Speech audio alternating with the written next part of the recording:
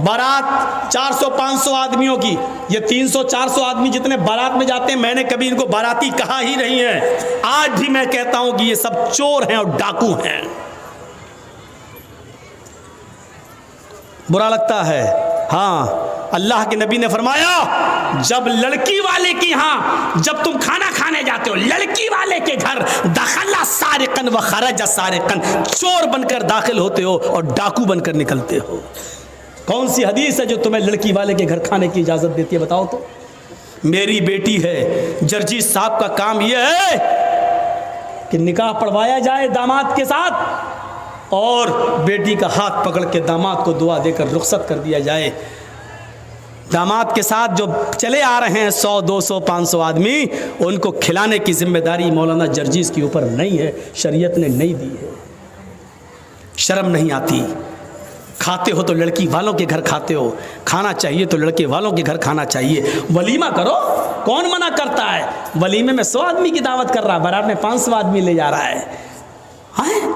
वलीमा कर ना, 500 नहीं 1000 को बुला। एक दिन वलीमा कर, दूसरे दिन भी कर, 20 दिन वलीमा कर, शरीयत तुझे इजाजत देती है। तुझे खुशियां कर, लेकिन लड़की वाले पर बोझ मत बन। लड़की वाले ने 18 साल 20 साल पाल पोस कर अपनी लड़की बड़ी करके तुझे दे दी, बहुत बड़ा काम कर दिया, ये बहुत बड़ी कुर्बानी दे दी, लेकिन उस लड़की को लेने के लिए भी 500 आदमी जाएं, 400 जाएं, ये चोर जाएं। और डाकू मैं इसलिए कह रहा हूं, वहां जा गए, वहां बैठ गए, मालूम है कि अब बड़ा नहीं खिलाएगा। क्यों? क्योंकि लड़के के बाप ने पहले ही कह दिया 400 लेके आ रहा हूँ, जहेज़ में 2-4 आइटम कम दे देना चलेगा, लेकिन मेहमानों की इज्जत अच्छी कर लेना। हमारे साथ जो 300 आदमी बाराती आ रहे हैं ना, इनकी खातिरी अच्छी तरीके से कर लेना। ये भीख मांगने की इंटरनेशनल स्टाइल है। मतलब जानते हो क्या हुआ? मैं जर्जीस साहब का बेटे की शादी, जर्जीस साहब क्या कह रहे हैं सुनो, मोटर आइटम 1-2 कम कर लेना जहेज में चलेगा, लेकिन 250-300 आदमी जो लेके आ रहे हैं ना, इनकी खातिरी ज़रा अच्छी कर देना। ये अच्छी कर देने का मतलब समझ रहे हैं आप? मतलब बड़े का आइटम नहीं, सब मटन रहना चाहिए, चिकन भी पोल्ट्री वाला नहीं, देसी रहना चाहिए। ये भीख मांगने की एक नई स्टाइल है, इंटरनेशनल स्टाइल। और जो ये कहता है तू कितना बड़ा अमीर बना हो, चाहे कितना साहूकार, मौलवी जर्जीस कहता है तू इंटरनेशनल भिखारी है, जा, बुरा लगता है तो लगता रहे। तेरा अमीरपन और तेरा साहूकारीपन मेरे जूते के बूट के नीचे नहीं समझता तुझे कुछ। क्या करेगा तू, मेरा कर ले। लड़की वाले पर बोझ बनेगा, लड़की वाले के यहाँ खाना खाएगा, लड़की वाले के यहाँ बारात में 250-300 आदमियों को लेके जाएगा। लड़की वाले के ऊपर कोई जिम्मेदारी आयत नहीं होती है कि वो सबको खिलाए। इस चीज़ को ख़त्म करिए समाज से। और इंटरनेशनल भिखारियों को देखिए, कौन बाइक दे देना, मेरा लड़का 5 लाख की दुकान पे बैठता है, तू 50,000 की बाइक भी नहीं दे सकता? अबे कटोरा लेके भीख मांगना। दरवाजे पर जर्जीस के जब कोई लंगड़ा आदमी आता है तो 10 रुपए देने में फख्र होता है कि चलो पैरों से माजूर है, कमाने के लायक नहीं है। एक अंधा आता है, 100 रुपए देने में अच्छा लगता, आंखों से अंधा, कमाने के लायक नहीं है। इन बेचारों को भिखारी समझकर दे देता हूं, ये बेचारे कमाने के लायक नहीं है। दोनों हाथों से मजबूत, हट्टा खट्टा, मोटा ताजा तंदुरुस्त अमीर बाप की बिगड़ी हुई औलाद, और अपने लड़के के नाम पर मोटरसाइकिल मांग रहा है। ईमानदारी के साथ बताओ, अंधा लंगड़ा लूला जो अल्लाह के नाम पे 10-20 रुपए मांगे वो बड़ा भिखारी है, या जो अपने बेटे के नाम पे बाइक मांगे वो बड़ा भिखारी है? मौलवी जर्जीस की नजर में इंटरनेशनल भिखारी वो है जो अपने बेटे के नाम पर बाइक मांग रहा है। तू इंटरनेशनल भिखारी है बेईमान, कमीने। तू उस भिखारी से बड़ा है जो लंगड़ा और लूला और अंधा और अपाहिज है, तू उस भिखारी से बड़ा है, तू इंटरनेशनल भिखारी है। शर्म आनी चाहिए, शर्म। तो ये चीज़ें हमें अपने समाज से दूर करने की ज़रूरत है। हज़रत उमर फारूक के ज़माने में तो एक एक चीज़ पर नज़र रखी जाती थी, एक एक चीज़ पर। हज़रत उमर रात की तारीकी में गश्त कर रहे हैं। अब देखिए, अच्छा यहाँ देखता हूँ मैं, बस मैंने देख लिया है। اب سنیے، میری نظر میں آ گیا، میری آنکھوں نے فوٹو کھینچ لیا اس کا۔ حضرت عمر رات کی تاریکی میں گشت کر رہے ہیں، ایک دروازے سے کے پاس سے گزرتے ہیں، اندر ایک عورت کے کراہنے کی آواز آتی ہے۔ آگے بڑھتے ہیں تو سنتے ہیں کہ ایک عورت شعر پڑھ رہی ہے، اور شعر پڑھتے ہوئے کہہ رہی ہے، اگر مجھے عمر کے سپاہیوں کا ڈر نہ ہوتا تو آج میں نضر ابن حارث کو اپنے گھر بلاتی، اور آج میری چار پائیوں کی چولیاں بول رہی ہوتی۔ مجھے عمر کا ڈر نہ ہوتا تو آج نضر ابن حارث سے میں اپنے جسم کی تسکین کر لیتی، نضر ابن حارث کو بلا لیتی اور میں اس کے ساتھ اپنا منہ کالا کر لیتی، اپنی چار پائی کی کچر مروا لیتی، اس کی آوازیں نکل جاتی۔ یہ عربی میں شعر پڑھ رہی تھی جس کا ترجمہ میں نے آپ کے سامنے رکھ دیا۔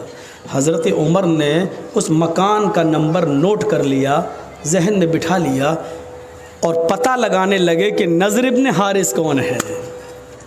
یہ عورت نضر ابن حارث کو کیوں یاد کر رہی تھی؟ جب نضر ابن حارث کو بلا کر حضرت عمر کے پاس لایا گیا تو کیا دیکھتے ہیں کہ وہ تو بہت نیک آدمی ہے، بہت شریف آدمی ہے، بڑے عبادت گزار ہیں۔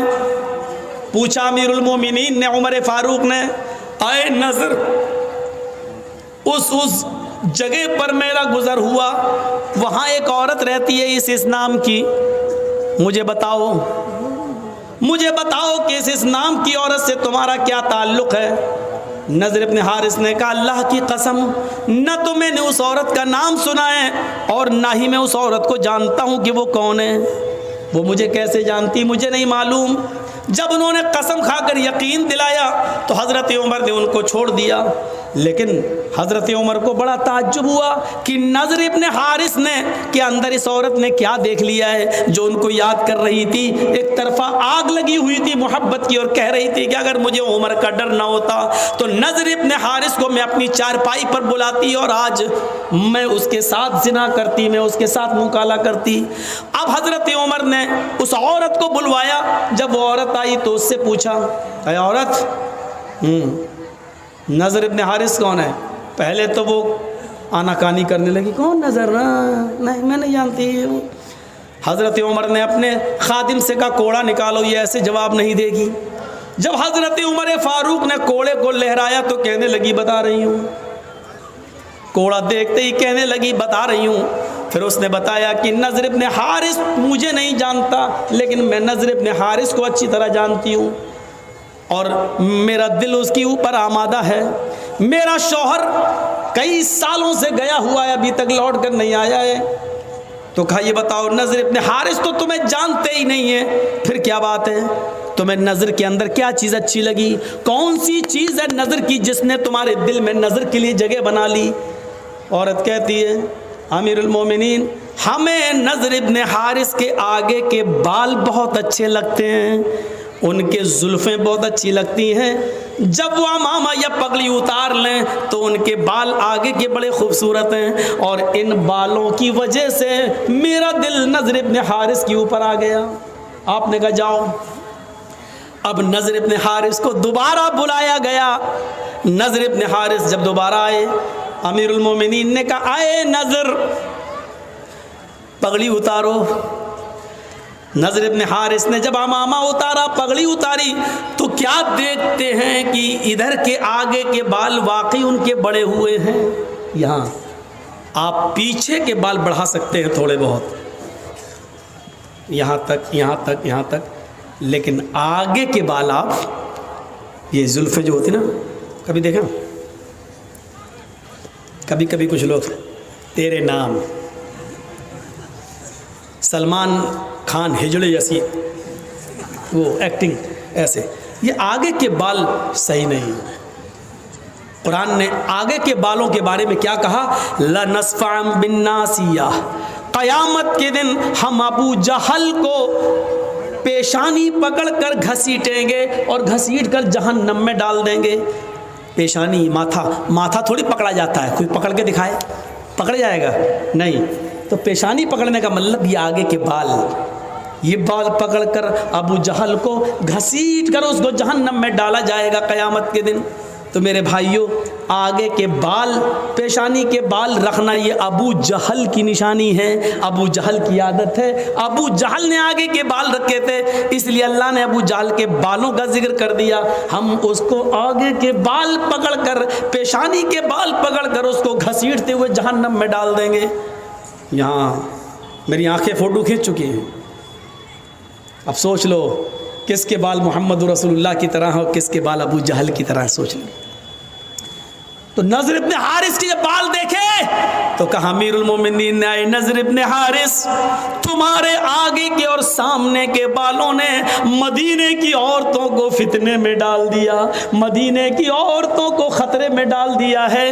تمہارے آگے کے یہ ہپی کٹ بال دیکھ کر مدینے کی عورتیں اپنے آؤٹ آف کنٹرول ہونے لگی ہیں، اپنے قابو کھونے لگی ہیں. ادھر آؤ. نضر ابن حارث کو بٹھایا، پھر ایک باربر کو، ایک نائی کو بلایا، حجام کو بلایا، اور پورا اس طرح لے کر ان کے سر کے سارے بال گھونٹ ڈالے، گنجا کر دیا، ٹکلا. کچھ ٹکلے ہمارے دیش کو بھی چلا رہے ہیں. بالکل بال اس کے الگ کر دیے ایک دم. نضر ابن حارث نے کہا اگر میرے بال دیکھ کر دوسرا فدا ہو رہا ہے تو اس میں میری کیا غلطی ہے؟ میں نے تھوڑی کہا تھا. امیر المومنین کہتے ہیں غلطی تمہاری ہے، تم نے آگے کے اتنے اچھے بال رکھے ہی کیوں ہیں؟ نہ یہ بال رہیں گے اور نہ تمہاں سے لڑکیاں فتنے میں پڑیں گی. بال ہی کاٹ دیے اور ان کے سر پہ اب امامہ باندھ دیا. خدا کی قدرت دیکھو، پہلے وہ کم خوبصورت لگ رہے تھے، بال کاٹنے کے بعد، ٹکلا کرنے کے بعد جب امامہ باندھا تو اور خوبصورت لگنے لگے. اب مدینے کی ایک لڑکی ان پر فدا ہوتی تھی، بال کٹنے کے بعد، امامہ باندھنے کے بعد 10 لڑکیاں ان کے اوپر فدا ہونے لگیں. حضرت عمر نے کہا یار یہ تو معاملہ ہی عجیب ہو گیا، الٹا ہو گیا. میں تو بال کاٹ کے بھی صحیح نہیں کر پایا، پہلے تو ایک لڑکی مر رہی تھی، اب تو 10 مرنے لگی.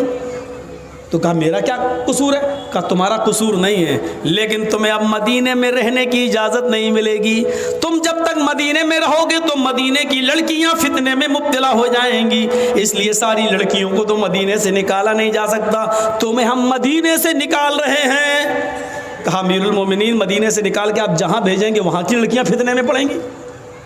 کہا کہ میں ایسی جگہ تمہیں بھیج رہا ہوں جہاں مسلمان نہیں ہوں گے، ہم تمہیں عیسائیوں کی بستی میں بھیج رہے ہیں اور تمہارے اوپر یہ ذمہ داری ڈال رہے ہیں کہ تم وہاں جا کر دین کی تبلیغ کرو گے، دین کی دعوت دو گے، دین کا پیغام پہنچاؤ گے. وہاں رہنے کے بعد اگر کوئی اسلام لے آتی ہے اور اس کے بعد تم سے شادی کرنا چاہتی ہے تو شادی کرنے میں کوئی حرج کی بات نہیں ہے، کم سے کم مدینے کی لڑکیاں تو فتنے میں محفوظ رہیں گی فتنے سے. نضر ابن حارث کو دوسری کنٹری میں بھیج دیا، دوسرے شہر میں بھیج دیا اور ذمہ داری دے دی کہ اتنے مہینے میں، اتنے دن میں اتنا کام، اتنا دعوت، اتنی تبلیغ کر کے اور پوری ایک لسٹ بنا کر ہمیں بھیجو. جب دن بھر کام ہی میں رہو گے اور پھر یہ عیسائی ہونے کی وجہ سے شاید مسلمان سمجھ کر تم سے پیار ہی نہ کریں، اس لیے تم ان سے دور رہنا اور تم بھی اور ان کے فتنے میں مت آنا. تو میرے پیارے ساتھیوں، حضرت عمر یہ کرتے تھے، ایک کے بڑے بال دیکھے تو اس کو بھی کاٹ ڈالے.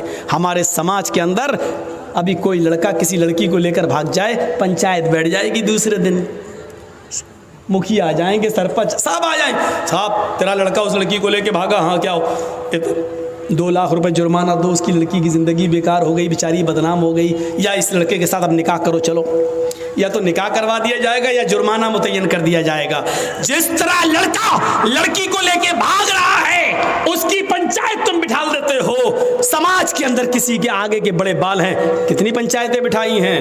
شراب کوئی پیتا ہے سماج کے اندر، کبھی پنچایت بٹھائی ہے؟ نماز نہیں پڑھتے ہیں لوگ، مسجدوں کے سامنے چائے کی ہوٹلوں پہ بیٹھے رہتے ہیں، ان پنچوں نے کبھی بیٹھ کر ان بے نمازیوں کے لیے کوئی میٹنگ کی ہے؟ نہیں میرے بھائیوں، سماج کا ایک بڑا حصہ ہے، آپ کو یہ کرنا پڑے گا، آپ کو یہ کرنا پڑے گا.